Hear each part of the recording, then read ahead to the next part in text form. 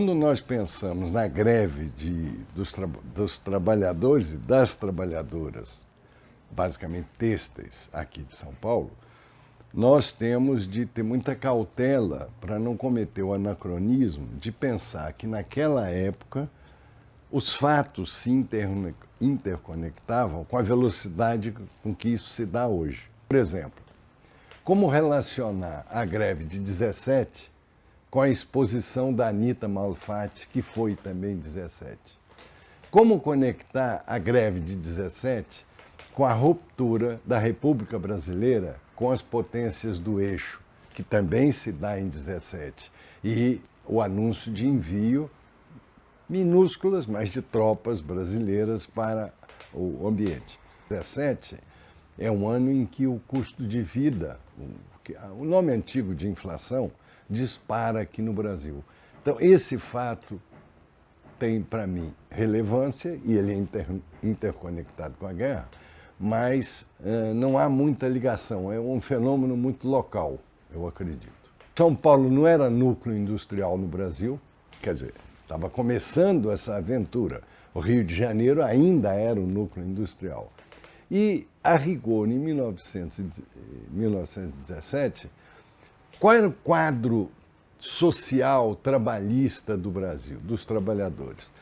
Uma massa enorme de ex-escravos, recentemente libertados da escravidão e sobrevivendo sem nenhum direito. Alcoolismo, doença, dispersão, em suma, subvida.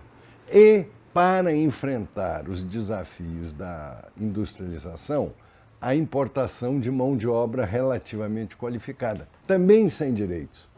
Então, ainda em 1917, um analista, entre aspas, isento, diria que socialmente o Brasil não ia dar certo, porque você tinha uma classe média pífia, pequena, instrumentalizada, bacharéis, e engenheiros, médicos, mas basicamente bacharéis, e uma imensa maioria da população, a Deus dará, sem direito, com o processo de organização do próprio desenvolvimento do capitalismo ainda incipiente. Isso se dá, a greve de 17, se dá numa cidade, São Paulo, que é extremamente diferente do que é São Paulo hoje em si e no Brasil. 300 mil habitantes, uma cidade relativamente pequena, um peso muito grande dos trabalhadores imigrantes recém-chegados que se acumulavam aqui em São Paulo em verdadeiros guetos ou bairros étnicos em relação à sua origem. Os bairros onde se concentrava a malha metalúrgica, em habitação e em fábricas, ou seja, Moca, Brás, essa área aí da zona leste de São Paulo. Isso, por sua vez, garante uma das características fortes do movimento de 17, que é o seu caráter maciço. Observa, uma cidade relativamente pequena, um núcleo industrial relativamente pequeno, mas muito concentrado. Essa concentração se dá também por conta do fenômeno étnico, familiar, o imigrante que procura suas conexões, aquilo que a gente chamaria hoje comunidade. Isso dá uma característica do movimento 17. Tecelãs da Cresp, exploração, dificuldades para manter o orçamento familiar, custo de vida, e a repressão. Ela se reivindica basicamente a jornada, e essa é uma reivindicação, essa é ideológica, ela não é espontânea. A reivindicação da jornada, ela é, por definição, a reivindicação ideológica, ela é a grande bandeira. Junto com essa reivindicação, obviamente, tem o custo de vida, que implica na deterioração brutal dos salários naquela conjuntura. Então, basicamente, são esses dois temas. Há um tema que é subjacente e que é quase um tema de cidadania, que é o respeito ao indivíduo. não o desrespeito, o respeito, a luta por respeito. Eu colocaria, então, um tripé. Uma reivindicação de caráter ideológico, anarquista, às 8 horas, uma reivindicação de caráter espontâneo, real, que é o custo de vida, e uma reivindicação de cidadania, que é o respeito. O respeito, quer dizer, não quero ser tratado como animal.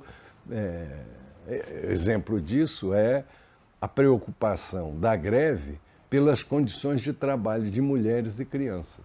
O movimento sindical brasileiro, embora isso seja subestimado pela academia e em geral, é um movimento civilizatório como foi civilizatório no resto do mundo. A luta pela jornada de 8 horas, se a gente pensar bem, é uma luta civilizatória. A luta por direitos é uma luta civilizatória. O delegado, por exemplo, por machismo, quando marca a audiência pública com os grevistas, separa as mulheres dos homens. O que mostra que houve uma presença feminina específica, até mesmo porque a maior parte de trabalhadores da Cresp eram mulheres, pelas condições da época, mas os grevistas tinham, apesar do patriarcalismo, do machismo, tinham essa concepção de especificar o direito das mulheres e, no caso, das crianças. Ela se espalha por categorias que respondem a isso. Por exemplo, o comércio. Os moços do comércio, eles respondem a isso até mesmo pelo sentido da anarquia, no sentido do chiali, do ir para a rua, compreende?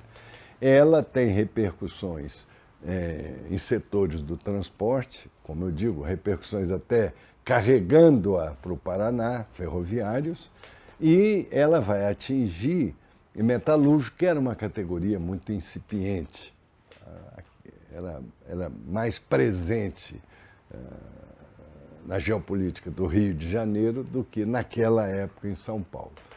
As metalúrgicas, elas ainda nessa época, a mão de obra falava alemão, que era muito metalúrgica pequena, né? Isso cria, então, uma situação em que, de uma maneira bastante espontânea, o conflito de classe se manifesta. Uma característica de 17 da greve aqui em São Paulo é o caráter operário dela. Depois que setores ligados aos trabalhadores, que a gente chamaria hoje serviços, etc., e a própria classe média, em particular os jornalistas, se abrem para o movimento e, em certa medida, aderem e ajudam a uma solução menos conflituosa, menos criminosa. O elemento de apoio que houve à greve, efetivo, foi o conjunto dos jornalistas que articulou com a classe dominante alternativas negociadas para a greve. Mas, por exemplo, para a gente ter a noção, a Igreja Católica se pronunciou contra. E ela teve posição contrária. Porque 17 foi uma greve da classe operária. Agora, é óbvio que isso se dá num quadro de insatisfação social, e insatisfação social verbalizada pelos verdadeiros apóstolos do anarquismo. Porque uma coisa, Carol, dois modelos excludentes. O modelo, por exemplo, do Edgar Leon Rose, que é 17 espontâneo, ele próprio sendo anarquista. E há o modelo do anarquista que defende o seu papel essencial em 17. Eu acredito que, na realidade, há uma mistura dessas coisas. Espontaneidade, ou seja, por conta desse impulso decorrente da deterioração das condições de vida, salário e custo de vida, e, ao mesmo tempo, a pregação anarquista, até mesmo o mito da greve geral, que é uma tendência anarquista, desde Georges Sorel, que trabalhava com essa ideia do mito, ou seja, da pregação e do mito da greve geral, ou seja, a pregação de uma greve geral como elemento essencial para a ruptura do status quo. Porque nós tivemos essa discussão no século XIX durante uns 30, 40 anos. Você tem o Marx antimítico, o Marx uma pessoa extremamente racional, e você tem várias fontes de ação sindical e dos trabalhadores baseadas em mito. O Weitling, baseado no mito do pobre quanto rico, o Sorel, já mais para frente, especificamente baseado no mito da greve geral, que é a seguinte ideia: só com uma ideia global, mítica, é possível mover as massas. Ora, para as massas dos trabalhadores, o mito por excelência é o mito da greve geral. Quer dizer, o dia que eu conseguir a greve geral, muda tudo. Então, durante anos, décadas, um século, nós lutamos entre um caráter, digamos, racional, científico de política e um caráter voluntarista e irracional e anticientífico de política. Essa ideia do mito é tão forte que a garotada em 68 dizia greve geral de roubo general. E se você olhar, hoje os nossos companheiros na América Latina ainda dizem isso. Ainda dizem esse negócio de greve geral, huelga general, que aí tem muito também do padrão do anarquismo traduzido pelos espanhóis do Jorge Sorel, né? A huelga general. 17, eu discuto muito a hipótese da influência da Revolução Russa, por conta, na época, dos atrasos de comunicação. Então, em junho, aqui no Brasil, o auge do movimento, não tínhamos ainda a Revolução de Novembro, ainda era a Duma, o Lenin estava ainda fugido. Há poucas menções, seja do nosso lado, seja do lado da repressão, à Rússia. Há muito poucas menções. Eu acredito que 17, como eu falei, foi um fenômeno bem local, diferente da onda 1968 dos movimentos estudantis. No entanto, através da conexão anarquista, através da conexão profissional e através da conexão exemplo, o 17 de São Paulo teve uma imensa influência no 17 de Curitiba. Vocês têm que registrar que, se falarmos que houve a greve geral de 17 em São Paulo, nós teríamos de falar que houve a greve geral de 17 em Curitiba e no Paraná. Levada como? Influência do movimento em São Paulo. Em 17, em Curitiba, assim como aqui em São Paulo, sem o fenômeno repressivo, que é muito característico aqui em São Paulo, há uma verdadeira greve geral, conduzida, levada para lá pelos ferroviários. Imediatamente repercutida, por exemplo, entre os cervejeiros, os metalúrgicos fabricantes de pregos e, espetacularmente, pelas telefonistas. Então, houve uma greve geral em Curitiba, em 17, tipicamente caracterizada como greve de solidariedade a São Paulo, e que, através da malha ferroviária, se espalhou para várias grandes cidades do Paraná. Se nós dizemos hoje que houve uma greve geral em São Paulo, em 17, nós teríamos de dizer que houve uma greve geral em Curitiba. E é interessante, essa influência não se manifesta nessa escala no Rio de Janeiro. O Rio de Janeiro só fará algo semelhante em 18, 19. É muito parecido com 2013.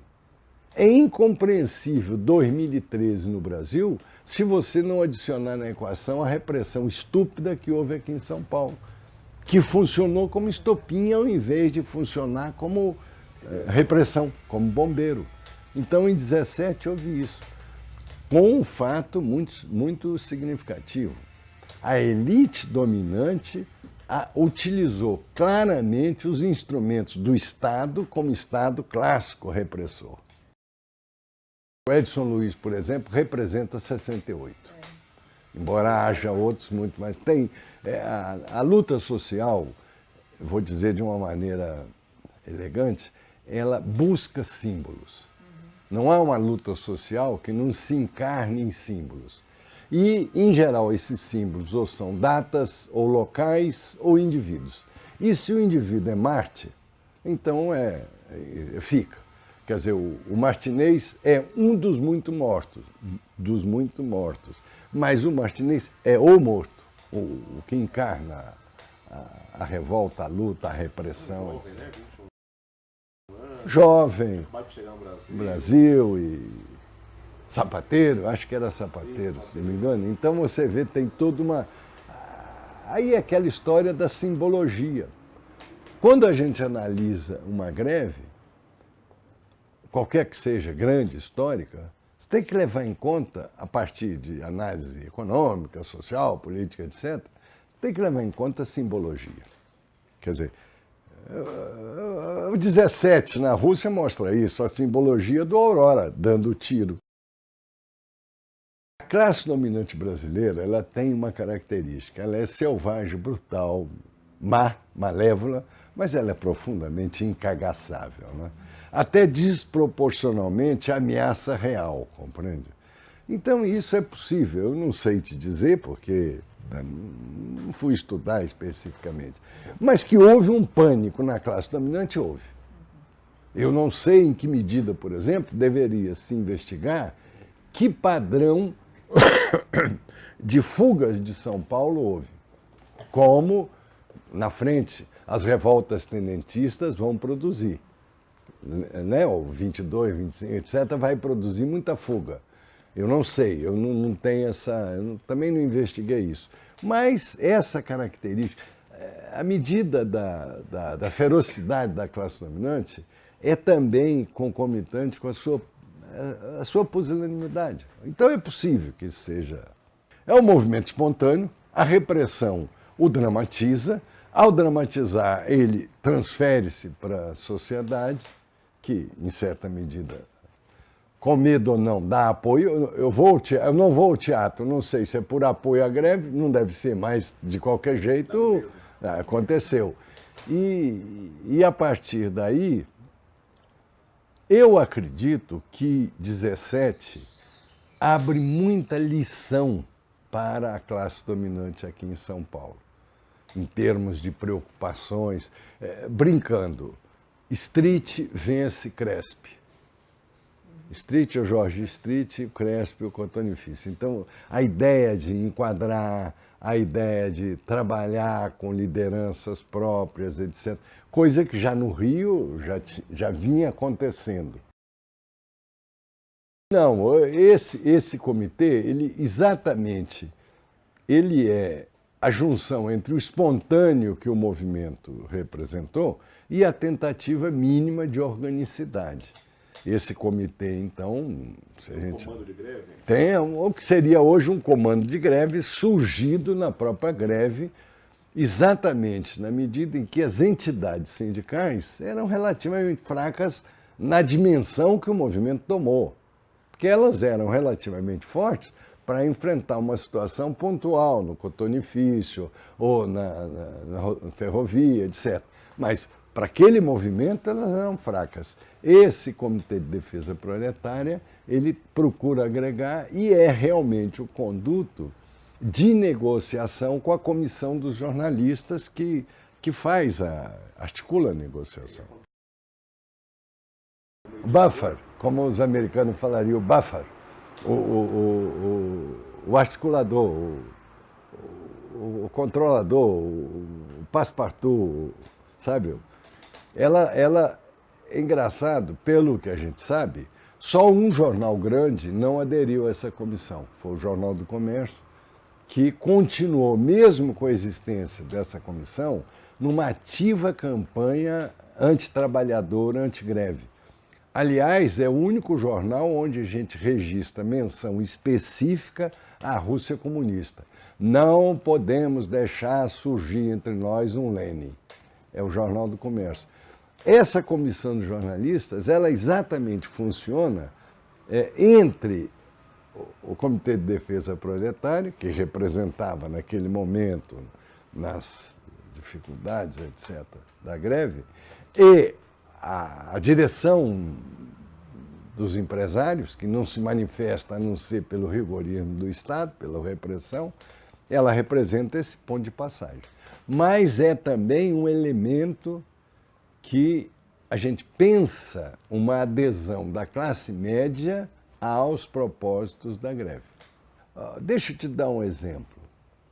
Nas diretas já, depois que o Grupo Globo foi isolado e ele mesmo aderiu, você teve um elemento desse, de conjugação de imprensa alternativa, grande imprensa, quase unanimidade das diretas. Por exemplo, é preciso ter o caldeirão social para produzir esses efeitos. A seco hoje era impossível. Repara, o que era a classe média paulistana? Ela, na época, valorizava a expressão da Marilena Chaui hoje. Ela era, e vai a história demonstrar, bastante inclinada ao integralismo, ao separatismo, às ideias grandiloquentes e portanto, antiprogressista. No entanto, a gente tem um brote de um setor influente da classe média que, em certa medida, adere, ou pelo menos compreende a reivindicação dos trabalhadores, porque é muito mais compreender do que aderir, eu acho. É muito mais verificar que aquilo é, entre aspas, natural, do que aderir àquilo, compreende? O Brasil vai se modernizar, se industrializando, sim ou não? Você tem que ver que muito proprietário da época não respondia a essa pergunta de maneira afirmativa, não. Eu quero continuar exportando café, eu quero continuar na fazenda. Então, há um problema aí de perspectiva de desenvolvimento. Ora, se eu tenho a perspectiva de industrialização, é óbvio que o fato operário, e principalmente o fato operário sindical, tem o seu papel. Nisso é a modernidade do George Street, que alguns anos depois, 15 anos depois, vai se configurar, por exemplo, no Roberto Simons, que é aquela ideia de modernizar. Eu tenho posição de classe, mas aquela outra classe é imprescindível para a modernização que eu pretendo. Eu leio assim o George Street. Olha, na luta social, eles não recuaram, porque ganhou o seguinte: a classe operária paulista, principalmente a paulistana, ganhou o direito de cidadania. Se observa que, a partir de 17, há um crescendo de construção de sindicatos mais fortes. A contradição, a própria derrota, entre aspas, dos anarquistas, era um elemento de avanço, porque dava mais força às entidades que foram surgindo, compreende? Eu acho que se a gente quiser, o Centro de Memória, que desempenha um papel importantíssimo em comemorar essa efeméride, porque trata-se da memória, é uma muita ajuda tirar lições para a atualidade. E uma delas é essa. A greve de 17, ela foi um elemento de fundação, de projeção da classe operária em São Paulo e no Brasil. Em São Paulo, no sentido de que realmente está ligado com o período em que São Paulo vai disparar industrialmente. É engraçado. Olha, é uma coisa para ser chamada a atenção. Se a gente fizer uma curva à industrialização, ali pelo fim da guerra, portanto, 17, a industrialização cresce em São Paulo, transformando rapidamente, já em 30, São Paulo era o polo industrial aqui no Brasil. E a greve de 17, ela tem essa característica. Ela põe a classe operária no proscênio, traz para a primeira cena. E ela precede de 5 anos trazer para o palco os modernistas. Portanto, a classe anda mais rápido do que a cultura. Não, eu acho que garantiram um aumento salarial, levando em conta a perda a carestia. Na época não se falava inflação, falava carestia. Eu acho que houve um elemento de respeito, quer dizer, presença, atividade. Eu chego a te dizer que o maior elemento de vitória de 17, estratégico, é exatamente esse, o fato de relevância do movimento sindical dos trabalhadores. Observa que nós não conseguimos 8 horas. Até hoje. Nós não conseguimos a jornada em 17. E como eu disse, era uma bandeira ideológica forte, junto com a bandeira do custo de vida e mais a cidadania. Eu acho que a gente avançou no elemento cidadania e avançou no elemento aprendizado de resistência. Talvez seja a antessala do surgimento do Partido Comunista. Talvez seja a pré-história, compreende? Que a memória é a curva da areia. A ampulheta, você enche de areia em cima e forma um fio muito tênue que vai caindo embaixo. A mística judaica diz que esse fio de areia é a memória, que ele garante o passado conectado com o futuro por causa do presente. Eu acho que é o papel do centro de memória. Estimular a cada efeméride, despertar o movimento. Essas efemérides, elas vão, muito mais do que rememorar, elas vão valorizando as simbologias, as experiências e garantindo o futuro. É impressionante, mas se a gente quiser, a gente pode fazer muitas comparações educativas entre 17 do século passado e 17 desse ano. Compreende? Tem um ensinamento aí. Muita coisa. E, sobretudo, com aquela ideia de que temos história. Porque quem não tem história é animal. Quem não tem história não tem direito. O Centro de Memória Sindical, ele é uma afirmação dos direitos porque garante a história do movimento sindical. Digo para você, Carolina, que se você analisa as crônicas da época relativas à vida nas empresas, é inteiramente diferente de hoje. A selvageria campeava. Selvageria. Aquilo que hoje admite-se, ainda no Brasil, infelizmente, acontecer no campo, matar camponês, matar lutador do MST, era corrente na vida urbana. Então, desse ponto de vista, houve uma evolução espetacular. O Brasil era ainda escravista na sua prática.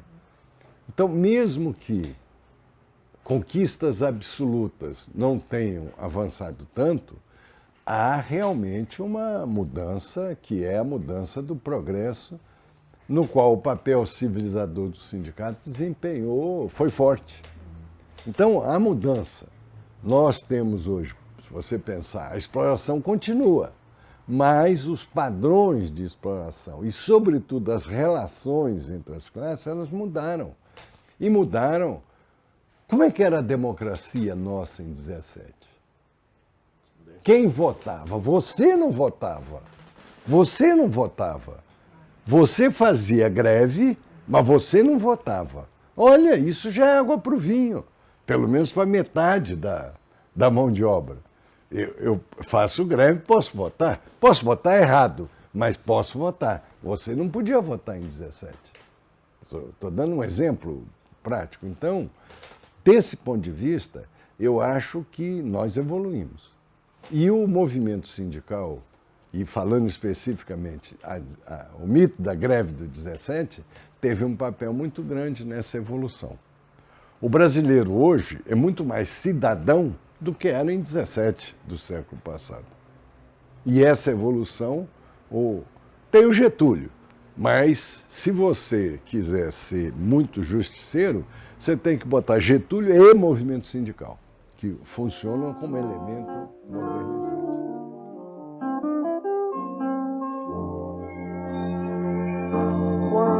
apito da fábrica de tecido vem ferir os meus ouvidos. Eu me lembro de você, mas você anda sem dúvida bem zangada e está interessada